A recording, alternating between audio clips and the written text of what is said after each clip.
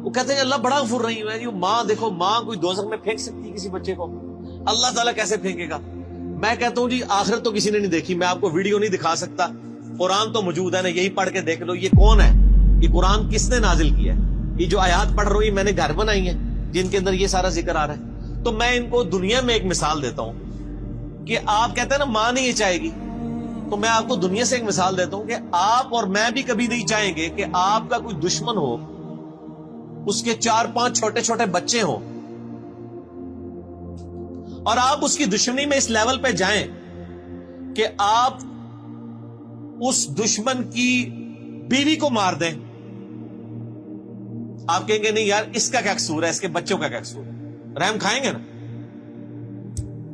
کہ یار اس کی ماں مر گئی بچوں کی، ان بچوں کو بیوہ، جب یہ بچے جو ہیں یتیم ہو جائیں گے تو جو ماں کے بغیر رہیں گے، اور نئی جب ستیلی ماں آئے گی ان کے ساتھ کیا سلوک کرے گی، ان کے مینٹل ماڈلز تک بدل جائیں گے.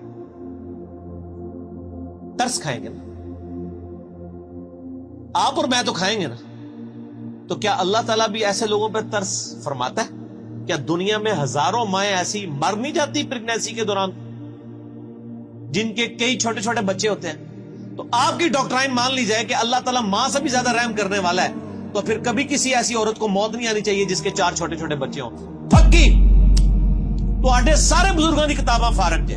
میں تمہیں پریکٹیکل مثال دے رہا ہوں، بتائیں مجھے ماں سے زیادہ پیار کرتا ہے جی کس نے دوزخ میں پھینکے گا؟ وہ دنیا میں وہ کر رہا ہے آپ کے ساتھ، ہزاروں عورتیں مار رہا ہے جن کے چھوٹے چھوٹے بچے ہیں. اب رحم کدھر گیا؟ آپ نے رحم کا کیا کانسیپٹ سمجھا ہوا ہے؟ وہ ایک بوڑھی دادی اماں ہے جو پسیج جائے گی، وہ رحم فرمانے والا ہے میرے بھائیوں ان پر جو واقعی اس کی طرف رجوع لائیں. وہ ابو جہل کے اوپر رحم فرمانے والا نہیں ہے، وہ فرعون کے اوپر رحم فرمانے والا نہیں ہے، نبیوں کے ماننے والوں پر رحم فرمانے والا. ورنہ میں نے آپ کو پریکٹیکل مثال دے دی ہے. آپ کو آخرت کی ویڈیو میں دنیا میں دکھا رہا ہوں کہ دنیا میں ہزاروں ایسی مائیں مر رہی ہیں جن کے 5-5 6-6 چھوٹے چھوٹے بچے ہیں. اللہ تعالیٰ ان پہ کوئی رحم نہیں فرماتا کہ چلو یار بچے تھوڑے بڑے ہی ہو جائیں. تو یہ چیز اللہ نے دنیا میں دکھائی ہے اس لیے تاکہ آپ کو یقین آ جائے کہ اللہ تعالیٰ پسیج نہیں جاتا. اٹ کوسلے تھے مسالہ بیان کرنی ہے بند کرو. ٹھیک ہوگا جی؟ اللہ تعالیٰ فرما رہا ہے ان ھذا ما کنتم بہ تمترون. یہ وہ تھا جس کو دنیا میں تم شک کرتے تھے. کیا شک کیا کرتے تھے؟ یا اللہ جو کچھ بھی ہے تیرے بابو کی امت سے بخشے جائیں گے. اب سائملٹینیس کنٹراسٹ. ان المتقین فی مقام امین، بے شک پرہیزگار امن کی جگہ میں ہوں گے. فی جنات و عیون، اللہ کی طرف سے باغوں میں اور چشموں میں. یلبسون من سندس و استبرق متقابلین، وہ باریک لباس پہنے ہوئے ہوں گے اور دبیس ریشم کا آمنے سامنے بیٹھے ہوں گے. یعنی ان کا جو لباس ہے جس طرح آج کل بھی ہوتا ہے، وہ کیٹی کی شلوار ہوتی ہے، اوپر ململ کا کرتا ہوتا ہے. اللہ فرماتا ہے موٹی ریشم کی ان کی یعنی تہمد ہوگی یا شلوار ہوگی یا پینٹ کوئی بھی ہوگی، اور اوپر کرتے ان کے باریک لباس ہو. کذالک، اور یوں ہی وزوجناہم بحور عین، ہم ان کو بیاہ دیں گے موٹی آنکھوں والی حوروں کے ساتھ. اب یہ حوروں کی ڈیٹیل کے لیے آپ طارق جمیل صاحب کے لیکچر دیکھیں. جو جس چیز کا ایکسپرٹ ہے اس کی طرف ریفر کرنا چاہیے. ادھر ہیں وہ ایکسپرٹ، وہ آپ دیکھیں. یدعون فیہا بکل فاکہۃ آمنین، اور وہ منگوا لیا کریں گے ہر قسم کا پھل اطمینان سے، جو ان کی خواہش ہوگی اللہ تعالیٰ ان کے سامنے رکھے. لا یذوقون فیہا الموت الا الموتۃ الاولی، وہ نہیں چکھیں گے وہاں پر موت کا ذائقہ بجز اس موت کے جو وہ دنیا میں چکھ چکے. بس ایک ہی موت.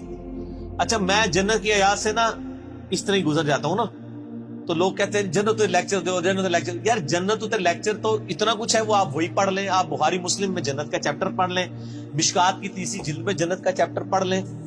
ٹھیک ہے جی؟ اور یہ ساری چیزیں کرنے سے یہ تو اسی طریقے سے کہ آپ بریانی کے فضائل بیان کرنا شروع کر دیں. بریانی تک پہنچنے کے لیے بھی تو ایک ایفرٹ کی ضرورت ہے نا. تو وہ سب کو پتا ہے دنیا میں. میرا خیال ہے جنت کے بارے میں تو سب کو ہی پتا ہے، دوزخ کے بارے میں لوگوں نے انڈر ایسٹیمیٹ کیا. تو جس چیز کی ضرورت ہے وہی کریں. اور یہی صحابہ کا طریقہ بھی ہے. بخاری مسلم اٹھا کے دیکھیں، جب حضرت عمر کو زخم لگا تو ان کے پاس آ کے صحابہ کہہ رہے ہیں کہ آپ کی وجہ سے اللہ تعالیٰ نے اسلام کو اتنی شوکت دی ہے، رومن پرشین امپائر گری ہے، اور ہم اللہ سے امید کرتے ہیں کہ آپ اللہ کے حضور آپ تو بخشے بخشائیں. یہ بخاری مسلم دونوں میں ہے. اس زخم کی حالت میں انہوں نے کہا میں تو بس یہی چاہتا ہوں کہ جو کچھ میں نے اسلام کے لیے کیا نا، اس کے بدلے میں اللہ صرف میرے گناہ معاف کر کے مجھے برابر چھوڑ دے. جنت تو چھوڑ دو، بس مجھے برابر کر دے کہ میرے گناہ اور نیکیاں برابر ہو گئی ہیں، میں بریک ایون پوائنٹ پہ آ گیا ہوں. جنت کی بات تو حضرت عمر نے بھی نہیں کی ہے مرتے وقت، حالانکہ اس وقت ضرورت تھی کہ وہ جنت کی بات کرتا ہے، میں سیدھے ہی جنت ہی چلے آ جاؤ، اور جنت کی گارنٹی بھی ملی بھی تھی. یہ باتیں نہیں کسی کو یاد.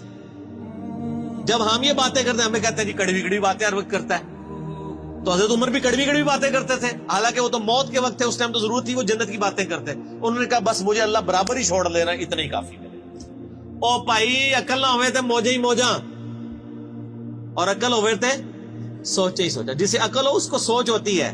حضرت عمر کو عقل تھی، آپ کو عقل نہیں، آپ کے بزرگوں کو، آپ کے وائزین کو، آپ کے علماء کو عقل نہیں ہے، اس لیے وہ آپ کو مٹھی لوریاں دیتے ہیں. ٹھیک ہے مست رہو، ٹھیک ہے انہوں نال ہی ہو گے کیا عمل داڑے. ٹھیک ہے وہ ہمارے ساتھ لوگ بات کر رہے ہوتے ہیں نا، جی یزید نو برا نہ کرو، ہم کہتے ہیں جی ٹھیک ہے اللہ آپ کا حشر یزید کے ساتھ کرے. نہیں، اگر ایڈے ہی کانفیڈنٹ ہے تو منگے کرو دعا کہ یزید اور اس کے خاندان کے ساتھ ہمارا حشر ہو. ہم کہتے ہیں حسین اور اس کے خاندان مولا علی کے ساتھ ہمارا حشر ہو. ہم تو کانفیڈنٹ ہیں، آپ میں اعتماد نہیں ہے.